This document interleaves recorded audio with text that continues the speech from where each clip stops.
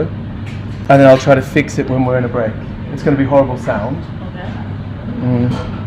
Maybe not the best idea. Shall I get my...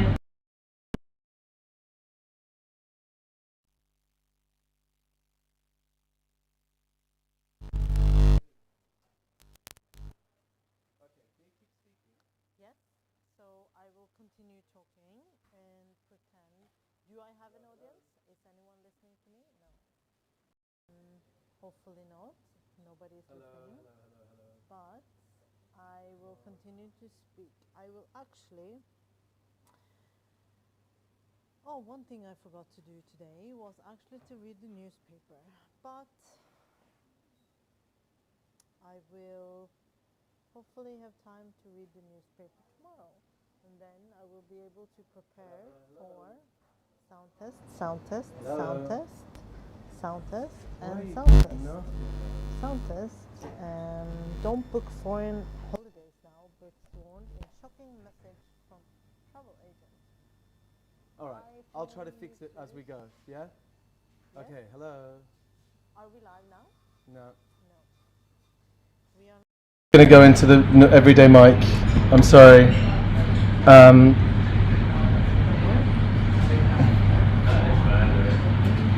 Oh wait, I think we are live. Why did it come back to that?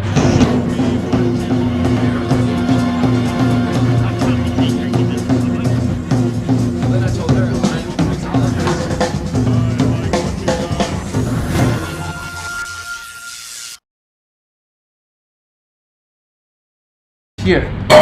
Good morning, ladies and gentlemen, and welcome to the Dean Khan Show. You've already seen us messing about with the audio, and if you are tuned in and you've seen us messing about with the audio, you will know that in fact we had no idea we were live and we can't get the audio to work properly. So I'm gonna just carry on as if everything is normal, right? Monica? Yes, everything is normal. Monica Berg, ladies and gentlemen, joins us from Tayer Elementary. So well, this is Tayer, right? This is Tayer. Yes. And the front is Elementary. Yes, that is correct. Okay, because I always get confused because I always thought like you enter into Tayer first, to Elementary first, and then you come into Tayer. Yes. So wouldn't it be Elementary and Tayer? Well, I mean, that's where my head gets messed up. Yes. It's the logic is different on my head. Yeah, I mean that's situational, yes, because this is the space where we ended up in, but originally the concept was quite set, but the space came later because we were very specific how we wanted our bars to be. So if it had been in another location, it could have been the opposite. But okay, yeah. That makes sense. Yeah. Okay.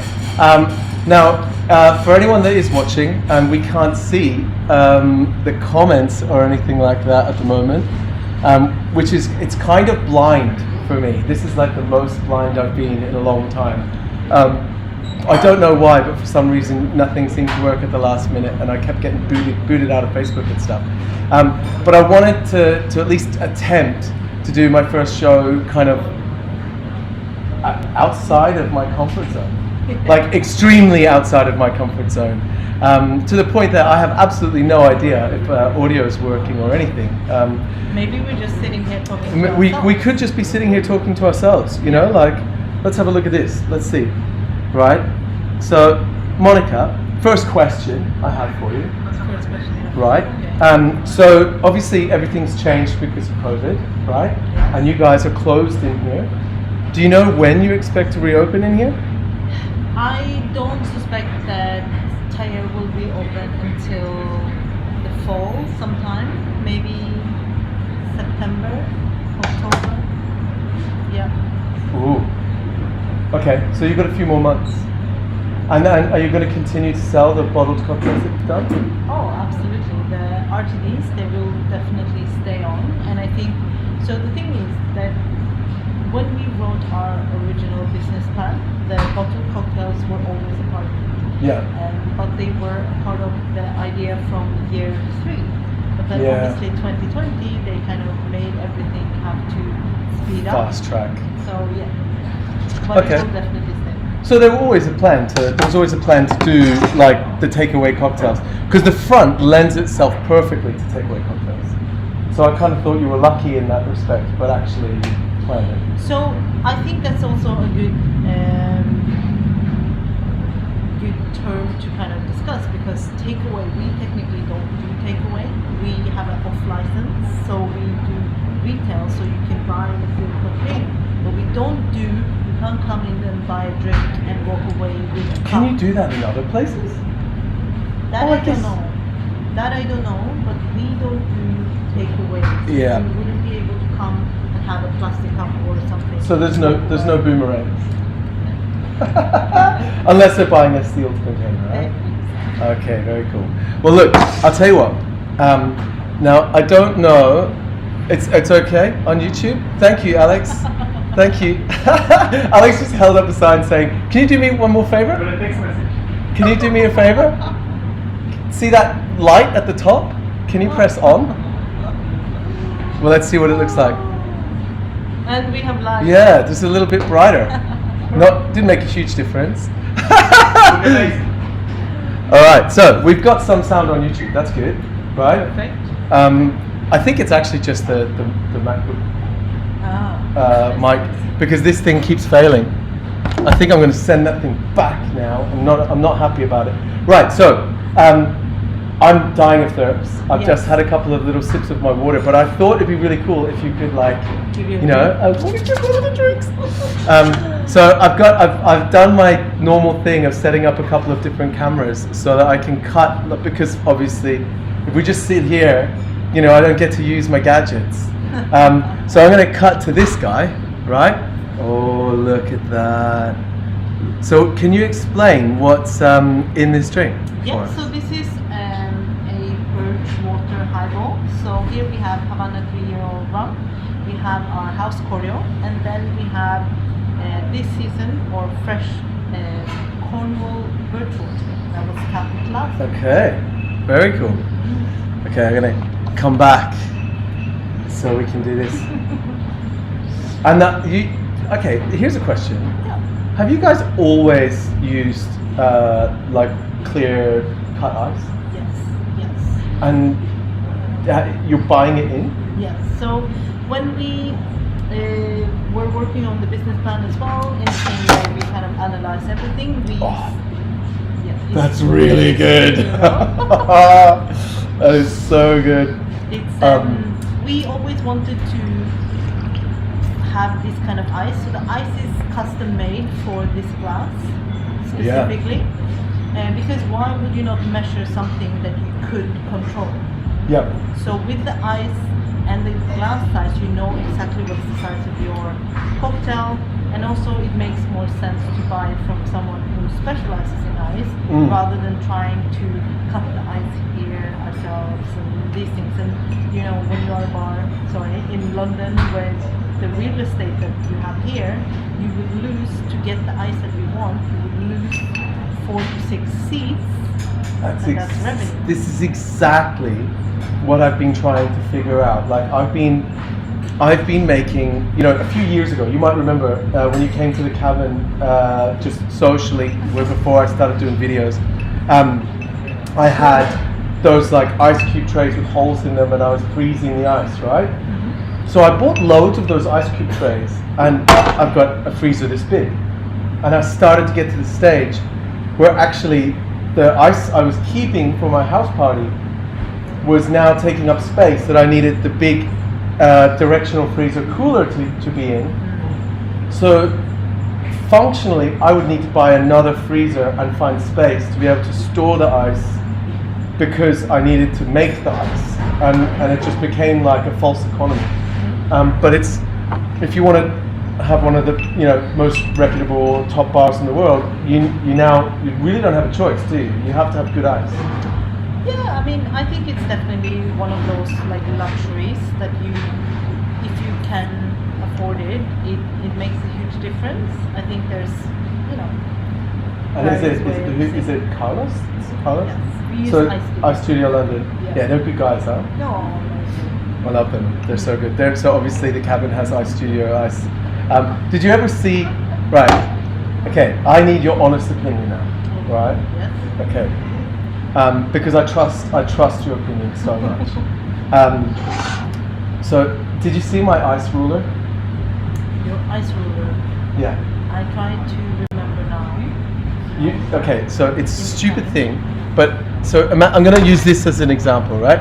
You know, you go to school and you get a ruler and it's 30 centimeters high, right? And it's a couple of centimeters wide. So what I did is I bought a plastic see-through ruler, and it's 30 centimeters high. Yep. And I cut into the bottom. So if that's the ruler, I cut a little slit in here. And then I took a smaller ruler and I cut it at 3 centimeters, or 3.5 I think it was. And I cut it down and I put a little slit halfway in, and you make it so they slide into each other. But what it does is, if this piece of ice is 13.5 centimeters high and it's 3.5 by 3.5, then you take the ruler, when you get a piece of glass that you haven't used before, and you put, there's a lot of different attachments. There's a 2, a 3.5, a 4, a 5, you know, and you put the 2.5 and you slide it down, and when you get to the bottom, you know how wide the bottom is using the ruler, and when you go up, you can see how tall the ice is going to be before it, you know, comes protruding out of the glass. Yep. And then you can do the math to calculate how much space the ice is going to take before you ever practice cutting the ice. So it's an ice ruler. Okay, is that a stupid thing to do? have I just got too much time on my hands? It's not a stupid thing to do, but it's a specific thing to do. Do you think a bar would ever use it? Should I mass produce them? I think maybe not. Okay, I've been told. No, I think it's good that there are people that are willing to go to those lengths. You remember back in the days when there used to be the Copenhagen bar show, and we always used to have amazing talks. And I remember one year, I think it was Dundee. I don't know if that was first for the Copenhagen one or they did it somewhere else first, but they did the measure how many dashes is in a bottle. Like his dash presentation is amazing. Exactly, but the fact that someone does that is amazing, and this is kind of the geekiness that we need to just make people think. Yeah, exactly. That's so. What I was trying to do was to get people to think about the net volume of the cocktail. So if you know, so say you've got this piece of ice inside that glass. If you were to change glasses, and it looks the same size on the outside, but the glass is thinner and the base is thinner, you know, actually it changes the volume, and you're going to have to change your spec to accommodate, or change the ice. What's the idea? No, and 100%. And I mean, we just revisited our specs now because we set the standard when we open, and this is how many mils goes into, you know, a highball. Because then when you cost it out, you break it down. So we break every recipe down to 1 mil, and then you cost it out. So if you change it, or if you change, for example, if you change the shape of the ice cube, it will change the beverage cost. Yeah. So say it's 125 mil. You're dividing that by you're dividing the end cost by 125 to make down 1. So if you have to go up to 130, you know exactly how much the extra 5 is. That's epic. I hadn't thought about that. It's funny because I remember the day I first had talked to someone and they said that they integrate the cost of glass breakages into each individual drink and assume that like they're going to get 50 uses out of each glass. So that, you know? Yeah, I mean, we don't break a lot of glasses here. I can imagine. It's a very classy place. But also we repair it. So we do every week on Saturdays, normally, we would have a session where you fix all the chipped glasses. You sand them? Very cool. Do you ever do the little gold things? No? We don't usually. That would make them even more expensive. But yeah, exactly. So cool. Right, so first of all, is this cocktail available? If someone comes and sits outside, how many seats do you have, and are all the drinks available? So outside we have 4 tables, which is 16 seats, and yes, this one is on the seasonal menu. at the moment, because the tapping season for birch is right now. And we also have a birch sap old fashioned on the menu, which is essentially take 100 liters of this water, not this water, but the birch water, and you reduce it down to 1 liter of birch sap. So in the same way that you'd make like a maple syrup from maple, what are you making birch syrup? How much labor goes into it? I mean, if you have a huge pot, not that much labor. Oh, but I see. Yes. But I mean, approximately like 1 liter of birch sap is more or less plus minus 150 pounds. Oh, Yeah. that's evil. That's the kind of stuff that you would normally like push into the realm of Michelin-style restaurants and stuff like that. Well, I mean, yes. I think if you use it wisely and you cost it out in a good way, you can still use it if you are not necessarily fine dining or a fancy cocktail bar, but you just need to be very proper how you take care of the ingredients and make sure that you use it so that you can utilize most of it. So You're not wasting it. Yeah, exactly. Be reasonable and sustainable with it. You don't want to throw away like a Yeah. cocktail and you know that, oh, this is 25 pounds. Yeah. No. Wow, that's insane. Right, so I had another question for you, which I obviously didn't prepare you for. I'm really sorry about that. But so your Muyu liqueurs that you do, right? Where are they available now?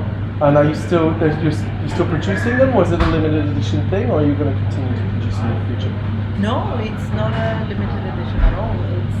It's a very much ongoing project, and we are available in UK obviously, but also in various different markets. So we have Netherlands, we have Belgium, we have Germany, but then we also now are available in Iceland, in Australia, in Armenia. Okay. And it varies a little bit because we have different importers or distributors in it's a big game. each country. So we are slowly unlocking more markets, because since we launched in early 2019, we barely managed to launch it in Germany in 2020 before everything. You got shut down. Yeah, it's crazy, isn't So it? it's been a little bit challenging, and also because the way that we create or build the recipes for Muyu is, we think much more like a perfumer perhaps. Mhm. So we ourselves, like Alex, Simon, and me, we don't actually make anything. We are just people behind board that kind of creates the recipe. And then we get our raw materials from the best everywhere. Yeah, else. well- And then we blend it, Yeah. and then we bottle essentially. But also, I mean, we have our partners, which is the Kuiper, which has a long history of making liqueurs. That's what they do. Exactly, Yeah. exactly. So I think, when we wanted to create oil, we essentially wrote a business case. We went around and we pitched it to multiple companies actually, and then we pitched it to the Kuiper.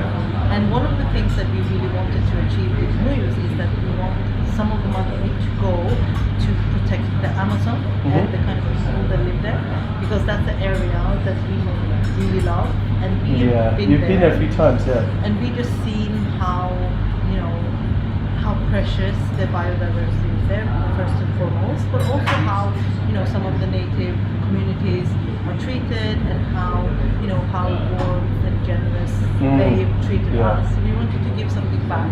So one of the criteria for us was that our partner must share our commitment, and they have to also contribute the same That you amount. guys do.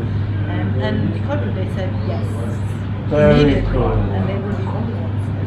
That's so cool. And that was a big deal breaker for us. So we knew we found the right partners, then, and then during the whole process of creating the liquid, they really gave us a lot of trust, but also a lot of support, because obviously we had no idea what we were doing in the sense of building a brand. And building a spirit brand, yeah. And you know how it's painful not easy. You know the one thing I always said to people, like, brands don't sleep, especially a global brand. Like, if you're working in a bar and it opens at 8 a.m. and it closes at midnight or 2 a.m., that bar sleeps for a few hours, even if it's being cleaned or whatever. The people that are managing it, you know, they can go to bed, but a brand never sleeps. You know, there's always someone awake, somewhere in the world that's using it, so you don't have a break. And also, I mean, the fact that, you know, they kind of let us go through this whole process and supported us, but they also let us kind of make the mistakes that we needed to make, perhaps, or, you know, kind of took us by the hand and led us through the process, because we were thinking like, oh, how to do this, and we were very impatient. They didn't. So you're saying, like, they didn't speak down to you? No, like no, absolutely they treated not. you with like an adult. Oh, absolutely, and they helped us, introducing us to people that also could help us to get the kind of flavors that we wanted, but also, you know, building the liquid was actually the least painful thing in this process. Yeah. Not to say it was painful, but the whole waiting game, you know, getting all the approvals, the stability testings, all of these things. The testing's the hard part. I've done innovation stuff, so obviously, like, non-disclosure agreements and things, but I've done innovation where we've spent 3 years building a brand, and it's had like rigorous testing to make sure that the shelf life will last a couple of years, and everything's ready to go, and then someone goes like, yeah, no. And you're like, what? Yeah, it can be soul destroying a little bit. But it's also super time consuming. So one of the things I was thinking, right? You've got this whole space going on. You've got the bottles going out. You've got the online store where people can buy drinks and have them delivered, which we've done ourselves. We bought the penicillin from you guys. Smoky penicillin was amazing. But you're also managing the brand. So you're managing the brand. Your social media presence is huge. How do you find the time? And I know you used to do Paul. Remember we did the live feed together. It was one of the first live feeds I did. Has because of all the extra weight of COVID and everything, has that changed your perspective on whether or not Paul will happen in the future? I mean, it's sometimes right now it's difficult to even imagine kind of a large gathering of people any longer. But I don't know, to be honest. I think the future of Paul will be different than it was before, but also because I think that Paul, when it started, it was so different from everyone else. But then I think when we did our last show and our first show in London, we were less different from everyone People else. started to evolve. So yeah, I think we were part of the conversation when everything needed to be kind of shaken up a little bit. And I think that for us, we always try to, you know, look at things differently. And I think that will happen again, because I think, again, 2020 taught us that we need to revisit our kind of practices. So I think that, yes, Paul will have a future, but I don't know right now what it's going to look like. Okay, cool. Look, I think now is a perfect time to take a little bit of a break, because I'm getting no feedback on this, but we'll take a little bit of a break, put Mitch's Minute on, and come back in 1 minute. If Mitch's Minute works.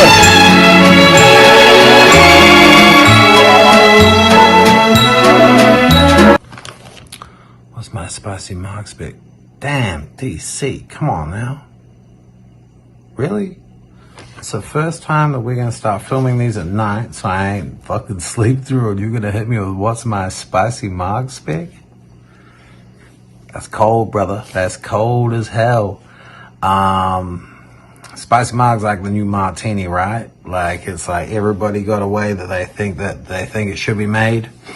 And I think the best way to do it is just to have some like compound spicy tincture on hand and just fucking make margaritas and let them spice it up, because, you know, it's all like, I want it spicy, I want it a little bit spicy, rah. But the spicy margarita that's made me wealthy here is 50 mils of Melbian, 46 ABV Espadine, 50 watermelon juice, 45 lime, 25 lime, 15 sugar, bump.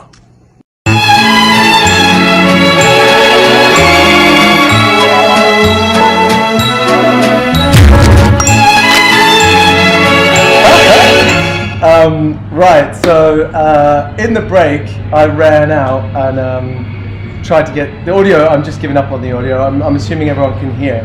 But we weren't able to see any comments, so I quickly changed the comments. One thing I might do, just in case that you can hear that, right? Just in case it starts to loop. I see. I am gonna switch to a camera angle that puts this right here, right? And then if I get this one down, right, look at that. Wow. You just do my And I'm gonna go and fix that. Oh, sorry. And if you wanna explain this, right? While it's looking all cool and stuff there. Oh wow. If you want to explain that, I will do. Yeah, I'll fix this one. So this is actually a cocktail that we are releasing tomorrow, and it's for a good cause. So 4 of our friends have decided to row 250 miles to raise money for hospitality. So if you want to follow their journey, you can follow them on Hostel Row, and then you can buy the cocktail from us, and all of the profits will go to hospitality action to support our industry. So Dean is actually the first person outside of our team to try this cocktail. I'm actually very excited about that. And it's a big one too, so it'll last me more than the 3 seconds the last one lasted. Yeah. So, well, Dean, as for those of you who know him, drinks a little bit faster than most people, I would say. Yeah. No insult or anything. I drink responsibly. Yes, you just drink fast. I'm just a like a big guy. If our hashtag, which is like smashable, was a person, it would be Dean. Okay.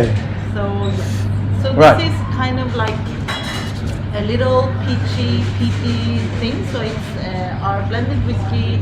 We have some Amontillado sherry, peach, and our house cooked. So there you go.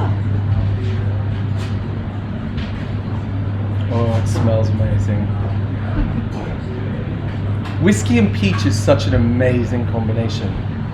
Like, it's how is it not more common? I guess it kind of is. There's been peach. Is it? Dad Goff did like was it a whiskey and peach smash? I'm pretty sure he did a peach smash back in the day. Oh. So this is a limited. Honestly, the drinks here are way better than in the cabin. I've been loving my own drinks this whole time. I'm doing these live feeds and I'm like, this is amazing. But you know, there's usually no one else there. Wow. Oh, that is delicious. What's the alcohol percentage of this? 22.1. Okay. So cool, and it's 22.1 in here, so you can let it break down and it'll get, lower and lower as it goes. So the thing is, like with our cocktails, is that for the bottle cocktails, so you have to apply a little bit different type of thinking when you are doing cocktails for bottles. Because after the cocktails leave this place, we have no control.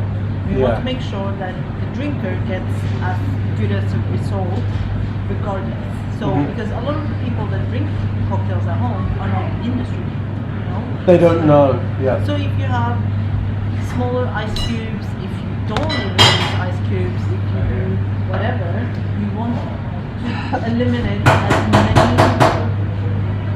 mistakes as possible. Or not even mistakes, but As many as many variables, I guess you would use as a word. Right. So just because I feel a little bit like a live feed should be interaction, right? So I'm just setting this up. So Diogo, sound is working, great. Thank you, Diogo. So Diogo is like basically my number one helper, tech guy. He helps me on it. He lets me know if things are working and everything, and he shares all the shows and stuff. So it's actually quite cool.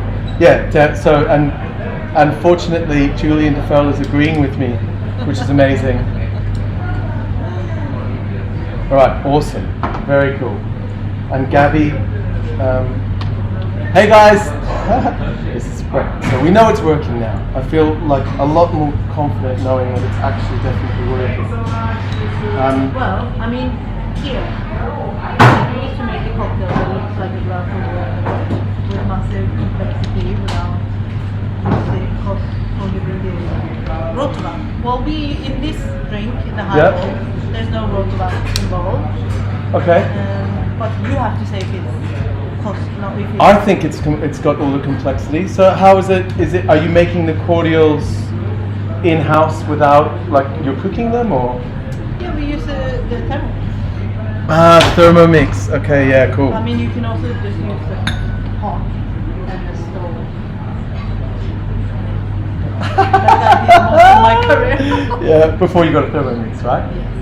Okay, cool. But also, I will say that of all of the things that I have in my bar, which obviously we saved up for over the last 5 years, the Thermomix is my one favorite piece of equipment that I would say this is what I need. Everything else is pretty much like, yes, it's a luxury to have it, but I feel like one of the most important things I always want to say to bartenders, and especially the younger bartenders, is that you don't need all of these fancy tools or these fancy toys to make good drinks. If you think that's the case, then no. Yeah. I mean, we managed to make drinks 10 Oh years my ago, God. 20 years ago. Did we have all these things? No. Yeah, I remember. I think it was 2006.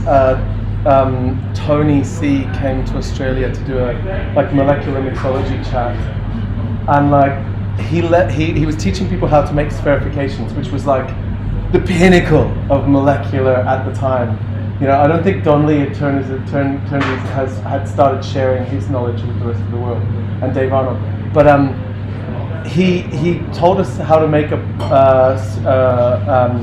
spherification, but he left out that you needed the sodium alginate, calcium chloride in the bath. Mm-hmm. He was like, you put sodium alginate in this and you put it in the thing, and everyone thought it was just a normal glass of water that would make it react and coagulate. And I was like, wait a minute, you missed something. And from that moment on, I was like, man, it was kind of like I think a lot of the early stuff with all the big gadgets and all the big tech was more like for the show and the magic of it.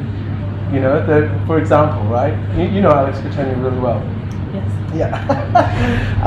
I remember walking into the Artesian, and I seen the Sonic Prep, and I was like, "What's that?" And the guys were like, "It does infusions in like 15 seconds," and I'm like, "What are you infusing?" Like, I couldn't. In my head, I researched it and I couldn't understand like why you would need the speed. I figured out that you can do a lot more with a Sonic Prep than just infuse something. Mm-hmm. But in my head, I'd come from that generation of like vodka was the biggest thing ever, and people were putting Skittles in vodka, and they were putting bubblegum in vodka, and there was like 12 different vodkas on the back bar with like gummy bears and Skittles, and you know, people were putting chocolate in vodka, and that was, in my mind, that was infusion. So I felt like it was a roundabout, but obviously they knew what they were talking about. You don't have a sonic prep here, right? It's one of the things you didn't necessarily need. We have one. Yeah. Oh, you have one? What do you use it for? Well, infusions, of course. Infusions. Sorry. But do the chefs use it for emulsions and stuff like that? No? A sonic prep is the one thing that I was like, that's where you're like, we have everything. Is there anything else? Sonic prep? Yeah, let's get one of those. Yeah, that's next level. The thing, we worked on this project. We were asked to use it, and then we were allowed to keep it. So so you used it for a specific task.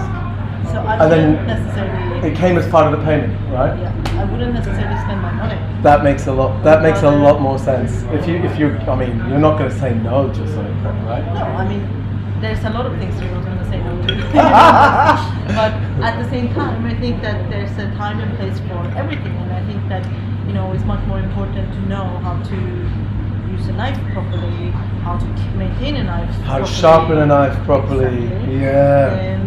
And also just how to work with ingredients to get as much out of it as possible. For example, today we bought a case of Alfonso mangoes, which is in season right now, but also it's quite expensive.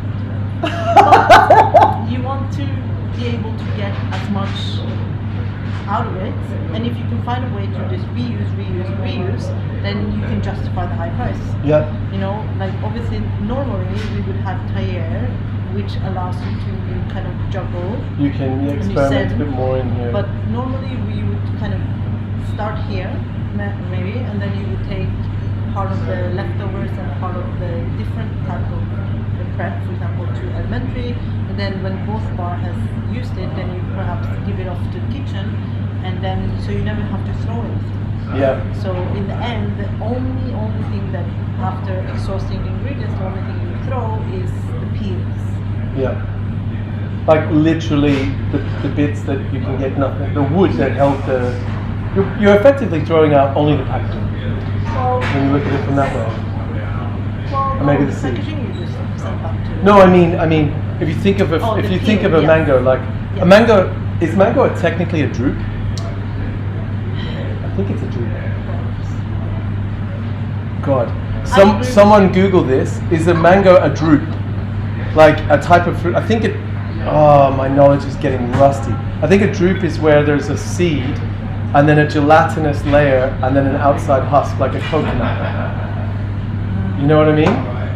So, and it's like different to normal fruit. I'm not sure, but yeah. So the way I see some like fruit, the skin of the fruit is the packaging, the nature's packaging. Yep. Then there's the bit you eat inside, Yep. and then there's the the next generation inside that.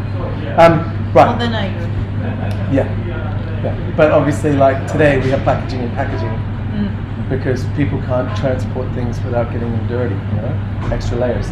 Also because we are experts. Yes, it is. Yay! Gabby knows everything. Have you met Gabby before? She's based in LA. I'm not sure that. Yeah, she's really cool. Well, hopefully we'll meet soon. Yeah, when everything reopens again and we can go to LA. Yeah. So, can I ask one last thing on this one? Yes. So I missed what you were saying. So they're available for purchase online. Not online, but here. In here. But they will go online tomorrow. Oh right, okay. Yep. It's just like, look, guys, if you want to go out and you want to help Hospo Road, right? Rowing from it was Scotland to Scotland, right? Well, I think I'm not 100 on the route, but they just pushed out 3 hours ago. Okay. And they are like rowing for 72 hours straight, 250 miles. I think it is from Skye to Oban. Or vice versa. Or vice versa. And they are trying to raise £10,000 for hospitality action. Okay, cool. So you can either donate via the link in their bio on Instagram, or you can just buy our cocktails and we'll donate. Well, I'm buying this one, so that's for sure. I got to try it before I bought it as well, which is amazing. So Right. I'm going to ask you a couple more questions, and then we'll wrap this up so you can go back to like the important work you're doing. Being a shopkeeper. Yeah, shopkeeping. Yeah. So a couple of things. Over the last year, you've had to adjust quite heavily, and you said you had planned to do like bottled cocktails and things like that. Is there anything that you, because of the situation, being forced into learning, that has actually you think might be beneficial when things get back to whatever the new normal is? You know what I mean? Is there a skill set you've learned that you think you'll carry with you that you might want to share with people? Well, I mean, I've definitely been forced to become more tech savvy, which is not necessarily in my nature. Oh, me too. Yeah, exactly. So for example, when we had to close down, we decided to create a web shop, which took me about 2 weeks to make. And one of our friends who is a programmer, he said it normally takes him 3 hours. I thought, okay. But I mean, now I know how to do it. I also had to learn how to, take pictures, because I take most of the pictures for the Instagram, or just dealing with the kind of concept of being a online retailer. So dealing with delivery, with logistics, how to ship things out, and especially how to ship alcohol out. And how that's to a whole thing. In London, within 3 miles of the bar, we deliver ourselves. So it's always someone from the team that will come to you. Goes out cycling. Goes out cycling. And it's also, I learned how to navigate London, which was quite useful actually. Now I can find places without my phone. Really? Yeah. It's funny because also you get to know areas. Like I was always like, oh, SW whatever, this is no problem at all, we'll deliver, and then you say, oh, okay, so there's no logic That's behind much this post. further. So when I first moved to London, I thought in my head I always thought there was like C1 was like the bullseye, the center of London, and I always thought the center of London was like where the London Eye is. In my mind before I moved here, that would have been the center of London. Yeah. If you look at a map of London, you see the little river go like that, and you're like, right, that's the spot. But actually, people in our world, because bars and certainly bars that are recognized are a little bit more north of the river and off on tangents, apart from obviously the subway and things like that, right on the river. So my version of central became different. Yeah. And as I've learned more, I always thought that postcodes went like a bullseye, but completely odd. Yes. Like we're in SE22 where I live, and the edge of SE22 is SE15.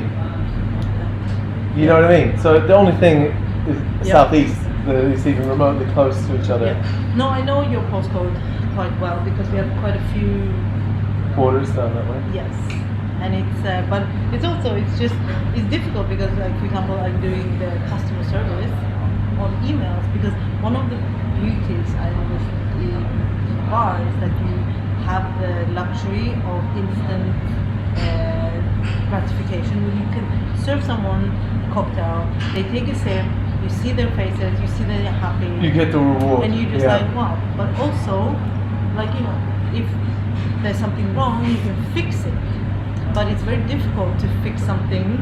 So, for example, sometimes we get an email saying, oh, I was so disappointed when my cocktail arrived broken. And I agree, I would also be disappointed, but I've just learned that the way sometimes in English you phrase an email, because I just read the first sentence and I'm like already crying because I'm like, oh no, they hate us, and then we have to figure out how to fix it, and we always try to apply the same kind of hospitality to everything. It doesn't really matter if it's a shipment or a person sitting across. Exactly. So we always want to fix it, so we just like try and deal with that, and that was a learning curve. It was just like heartbreaking sometimes and nerve-wracking. Sometimes you always just want to fix it. So, for example, New Year's, like Alex and me, we had to cycle to Richmond, which we realized is. I do that all the time. Yeah, but not in -3 and snow. Oh God. And no. Because someone ordered a cocktail and he was like, "Where's my cocktail?" It's like, well, on the website it says we don't deliver until 7th of January. But also you won't want to disappoint someone, so you went? So we went. But Did you both go together? Yes, Well, because that's it's, quite sweet. well, I mean, why should one person suffer and the other one not? So we Yeah. prefer to do it together. So as a Are you still doing the deliveries? yes. I want to come on a delivery day and set up my cameras on my bike. I'll If follow you you. want, you can be our delivery person. Oh, for a day? What time what's the window of deliveries? Is it during the day? Normally we would go out in the evenings, Okay. so after 5. Because Okay. if you order until like 3 p.m. I see. Monday I'll try to Friday, find a day Friday. when someone can take care of Axel, and then I'll go out. I'll bring my fast bike. I can go real fast on my fast bike. Well, just be careful. I'm Yes, I'm just literally saying. the carefulest person I Just know. saying. Right, so before we sat down, we decided we would like try a couple of different drinks, Yes. and there was a yuzu slushie. Yes. So is there a way to like I will. kick off a yuzu slushie? Yes. Let's. Should I? Can I go and get? Yeah, go. Okay. In the meantime, You can tell the jokes. I can't tell any jokes. I'm the worst at telling jokes. I'm trying to master dad jokes, but yeah, I'm terrible at jokes. If anyone is watching, I have, you might maybe noticed, I've changed the name of the YouTube channel to the Bartenders Broadcast Network. And the reason for that is that I want the Dean Callan Show to be the Dean Callan Show, but I don't want it to be the only thing that I'm able to do, because I wanted to go back to the style of videos I was making in the beginning, doing basic stuff, right? So, you know, in the near future, I'm going to launch a video series called Drink Classics that just focuses on classics, and the idea is to get a couple of bartenders together that maybe like classic cocktails. And well, this is the thing, right? I want to get them together, sit down. So, for example, Manhattan, my favorite drink. So, if we sat down, I might take, because obviously I'm paying for all this, and I'm not getting paid for it, like a few different whiskies, and then so a few different ryes, affordable ryes that you might use for your house Manhattan, and then a few different vermouths, and then take different proportions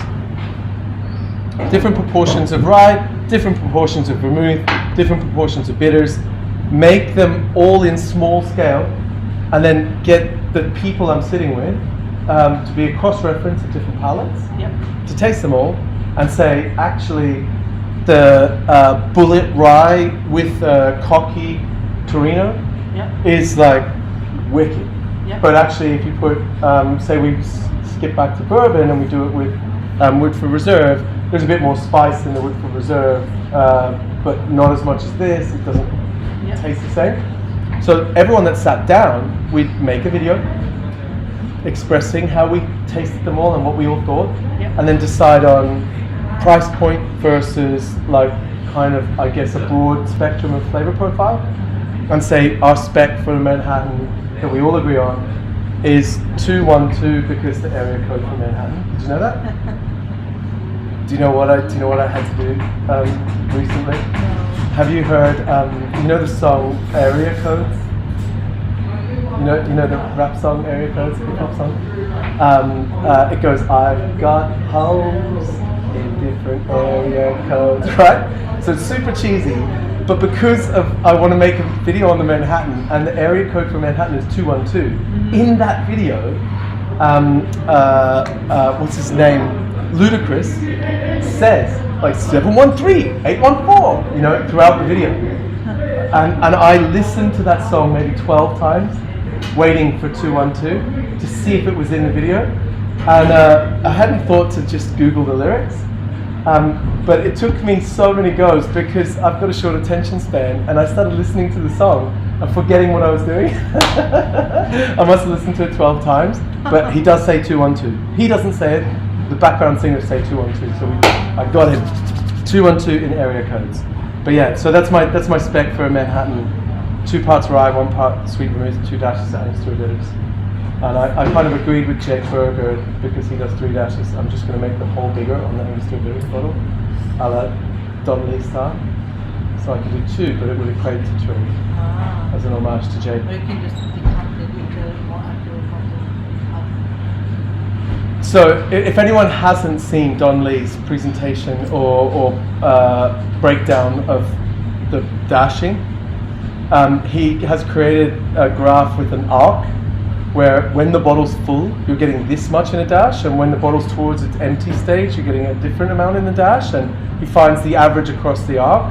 It's interesting. It's really interesting. Like I started decanting the last little bit of angostura bitters into the next one so that I would have consistent, because you know where the top and bottom is of your arc. Anyway, I think we should sign off on this. I'm getting too loose. Oh. I miss coming out to bars and having proper drinks made by proper bartenders. Well, I think a lot of people would argue with you when you say a slushie is a proper drink, but that's the fun of it. Those people don't get it. They're not making slushies properly. Who was it? So there's a shock jock bartender that's forming in the wings of like the bartending community. I'd say right in the center of the bartending community. And he says things controversial just to get as many comments as he can, I think. Right? And he's never going to watch this, so it doesn't matter. Still not going to name him. But he recently was like, the aviation is a shit drink. There, I said it. And it's like, well, maybe you're not making aviations properly. Like, if you make a good aviation, it's good. Get the right gin, you know, get the right proportion. On that note, thank you very much, Monica, for your time. No, pleasure, thank you. It's been an absolute pleasure. I'm going to have to pack up all my stuff and go home, take my little boy. Thank you for tuning in. And yeah, any feedback on the idea of changing the channel name and coming up with different shows? You know, if people have ideas for shows, rock and roll. Yeah, and until next time, thank you. And I'm going to press my outro button. Oh, this is the first time I'm doing my new outro, by the way, because this is like I think it's season 3. I think it might be season 4, but whatever, it's a new season. It's the beginning of a new season. It's the beginning of the summer season. And this is the summer outro. Oh. You ready? You want to see it? Yes. Okay, watch this.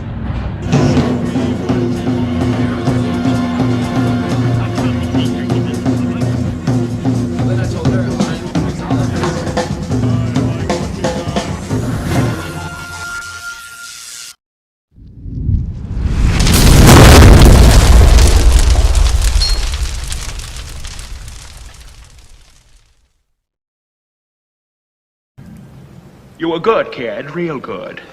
But as long as I'm around, you'll always be second best, see?